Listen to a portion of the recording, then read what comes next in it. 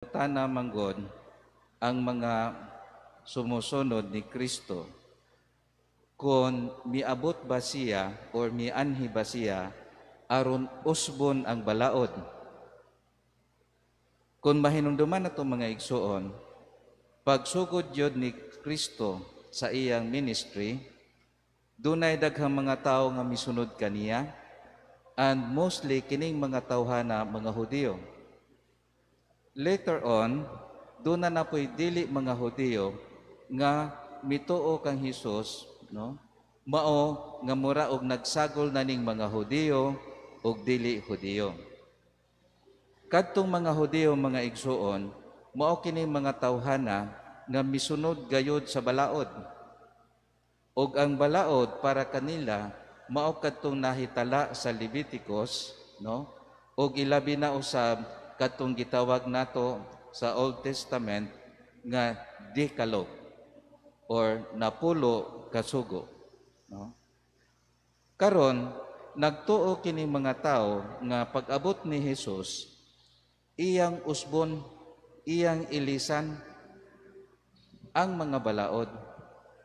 Hinuon gitubag sila ni Hesus nga dili, wala ako mianhi sa kalibutan aron pag-ilis sa balaod o pagpapas niini. Hinuon tagaan kini nako og halawom pa nga kahulugan. Halawom pa nga kahulugan. Pananglitan, giingon sa inyong katigulangan, referring to the Decalogue o katong sa mga Hudiyo, ayaw pagpatay.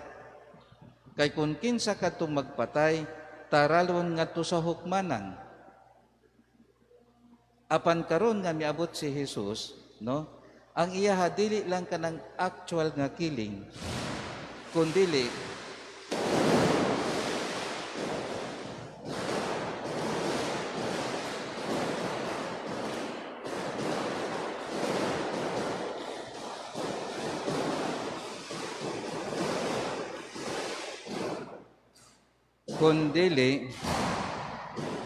kinsa gani kadtong mga tao nga nagtanom na og pagdumot sa ilang kasing-kasing batok sa iyang isig ka tao, kini siya mura nag-iyang gipatay ang tao o kini siya dapat taralon na ngadto sa hukmanan. So sa ato pa sa una katong tinuod gayod nga mopatay mo'y taralon. Pero karon pag-abot ni Hesus, gikan pa lang sa kasing-kasing sa tao, gikan pa lang sa hunahuna sa tao, nakasala na siya sa pagpatay, bisan kung wala pa ma-actualize. Miingon usab ngadto sa mga katigulangan, pananglitan, ingon ayaw kamo panapaw. Dili ba naaman na sa 10 Commandments? Ayaw panapaw. Kinsa gani kadtong manapaw?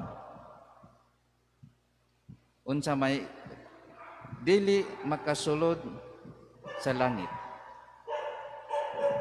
Grabe jud kaayo ang punishment, no? Pero para kang Hesus, pag-abot ni Hesus, dili lang kanang actual nga panapaw, kundi kana ganing maghuna-huna na kag malaway sa usa ka babae, nakapanapaw ka na sa imong kasing-kasing.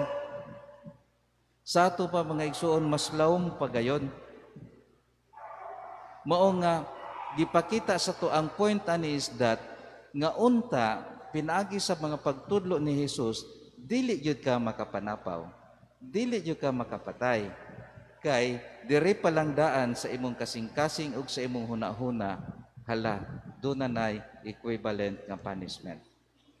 So mao kana nga wala papasa ni Hesus ang mga pagtulunan kaniadto, kundi iyang gipalawom. Ingon usab sa unang panahon sa mga ancestors, ayaw kamo pagpanaad.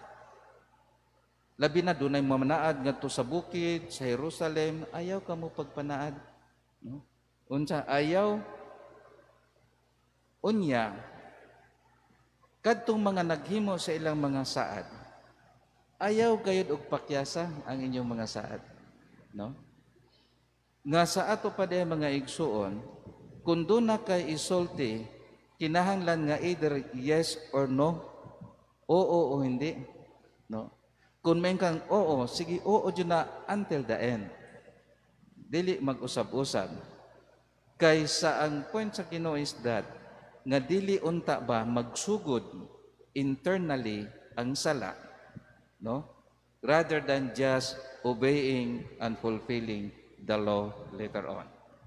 To avoid that, aron kita makalikay gamay, giingon na kita daan sa ni Jesus nga kadtong naghuna-huna og daotan sa iyang isig ka tawo, huna-huna pa lang nakasala na kini. Busa bantay nga dili kita maghuna-huna og daotan, dili kita manaad o dili maayong saad, dili kita magpatay sa atong isig ka tawo bisan sa huna-huna pa lamang, kay aron unta dili gayud mahitabo ang dakong sala. Kung dili mahitabo ang dakong sala, kita nahaduol o nagasunod kita sa pagtudlo ni Jesus ang atong manunubos.